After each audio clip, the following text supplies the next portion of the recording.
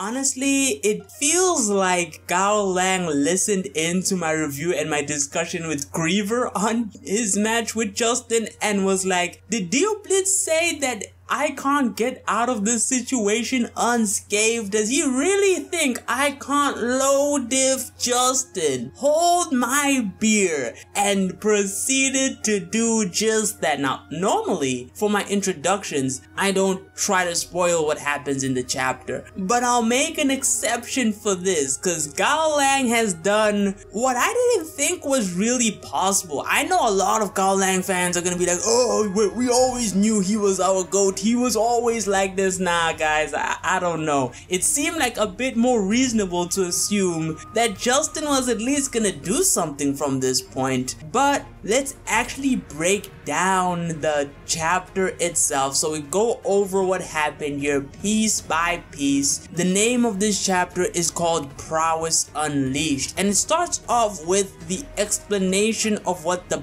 Panther Bullet is. And to put it quite simply, it's a low tackle, but the only difference is, and I hope I'm understanding this correctly, is that there are more limbs touching down on the floor whenever he's, you know, crouched down, whereas typically for a low tackle that isn't really the case. What this does for Justin is that it allows him to be able to, of course, go fast, but also to change his direction in a way that apparently wouldn't be possible otherwise. So he's kind of like a homing bullet in that sense. That's why it's called the Panther Bullet. And so with that explanation, we then get Justin on top of Gao Lang. He has him in this quite literally a favorable position at this point, and you can kind of tell that he knows, like he's thinking, I've made it, I've already won like half the battle. He is literally smiling in this moment. He's like, I got you, Gao Lang, I got your ass right here, right now. And you even have, you know, Jerry and the other announcers, they're like, yeah, this is pretty bad. Everyone recognizes, you know, even as a Muay Thai practitioner, even as a boxer, this position is bad. But with that understanding in the back of our minds, we then have Justin start to basically attack Gao Lang by striking him using basically, I forgot what they call this type of strike where you're basically just hammering down at your opponent. And we then get some of Justin's thoughts while he's doing this, and he's like, hey look, you're in my dimension now, you are playing the Justin game now. So even if Gao Lang were to retaliate in his mind, he has more control over this situation. And as he's thinking this very thing, and he's also, you know, quite happy about the position he managed to land himself in, Gao Lang then says he shouldn't be showing his teeth during a battle. Now this is where I knew something was up with what was happening right now, because he is supposed to be in a bad position, but Gao Lang is too calm for that to actually be the case. Like if he was in a bad position, I would expect him to at least look like he's panicking. Yeah, sure, have composure, but I at least, you know, this is a manga, we can see question marks and exclamation points. It is the total opposite of that vibe. He is calm, cool, collected, and he is in control of this very moment. But Justin, he doesn't quite know that yet, and he says, hey, he's about to end it now. Seems like he's charging up another strike, and all of a sudden it seems like he just goes a little bit up, or how do I say goes a little bit up? He seems to get nudged a bit higher than where he was mounting Gao Lang, and at first I thought Gao Lang had just struck Justin in his nuts, but we'll get the explanation later. And then after that we see Gao Lang land a strike to Justin straight on the chin, and at that point Justin starts blacking out. But even as he's blacking out, he has no idea what's happening. He's thinking someone pushed him. He's thinking all these other stuff that's happening. He hasn't yet registered that Gao Lang is the one who just hit him. And he just goes all the way down, and he's trying to tell his body, hey, I stop. And yeah, that's it. He gets knocked out and he's like,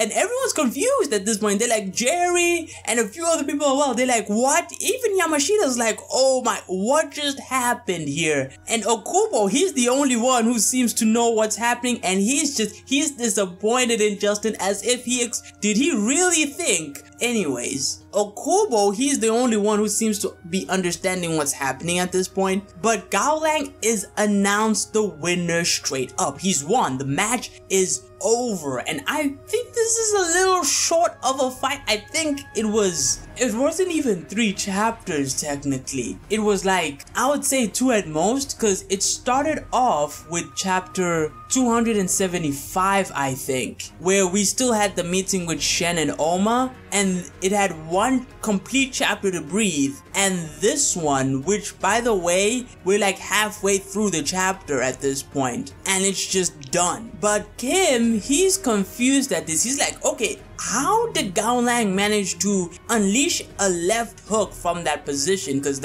he used a left hook to hit Justin on the chin. Okubo starts explaining the final moments of this fight. And what happened was, Gao Lang used his legs, to momentarily push Justin up a bit so that he could land the jab. But he specifically waited to do that move as Justin was charging up his next strike, his final strike, to end this. And so he specifically waited for that moment. And of course, to balance out, he used his right hand to help him with the balance so that he could hit him with the force of his upper body, so that the punch that he landed would at least have some power behind it as well, because you couldn't just strike. Probably wouldn't be as powerful or powerful enough to take out Justin, which is kind of crazy when I think about it, right? Like, Justin, at least to a certain extent, I would say he was strong enough to survive Sakagake's scorpion kick, but I think maybe he saw that coming, so he was prepared in that way. Here, he just got completely blindsided. That's how I'm thinking about it right now. But either way, that is exactly how it happened. But that is not the only bombshell of this chapter. And I think this one is the even bigger bombshell, but it also makes Justin look far worse, because everyone gave him respect for how he performed in the last chapter, and just so turns out Gao Lang let that happen. He planned those sequences of events, and this is sort of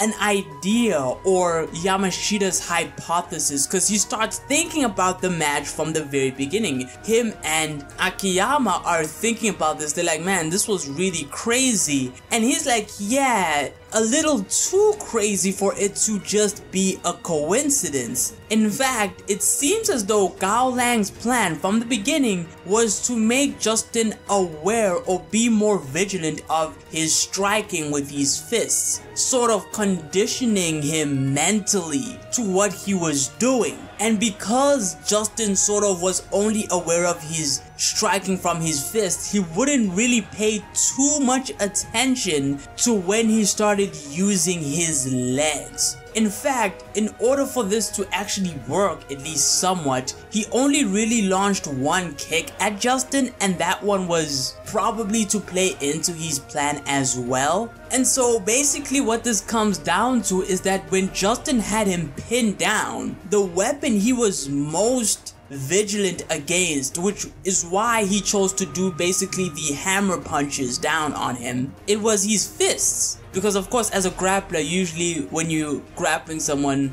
and this is a note on the chapter itself, that strikes to the head or the back of the head are usually the problem you face. And so with all that in mind, Justin wouldn't be as prepared. Or even what actually ended up happening, he just didn't know what happened whenever Gao Lang started using his legs, what he could do with his legs at his fullest capacity at the right moment to finish Justin off. This amazing play,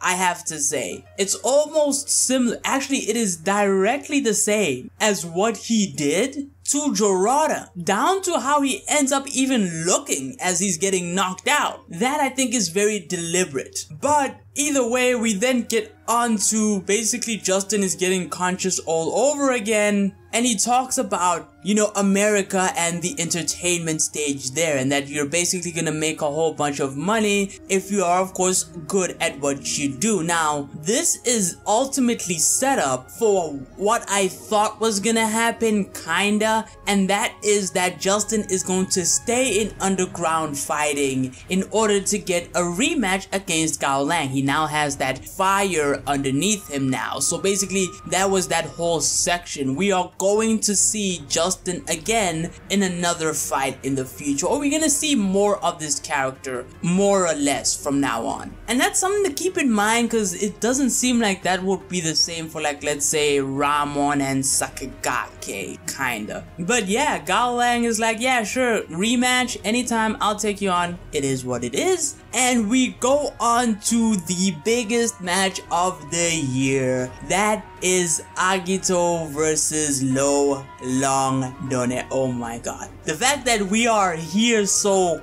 quick, I'm sort of worried for this fight because of how short the other fight before this one was. Because one of the reasons why I wanted this fight to be a bit longer was because I thought that this would be a reflection of how this fight would basically go chapter lengthwise. But we'll see how it goes between Lo Long and Agito. The semi-finals are here, and man, what a time to be alive. What a time to be a Kengan fan. Man, it's gonna be something. But yeah, that's it. That's the review. Don't forget to like and sub, and until next time, take it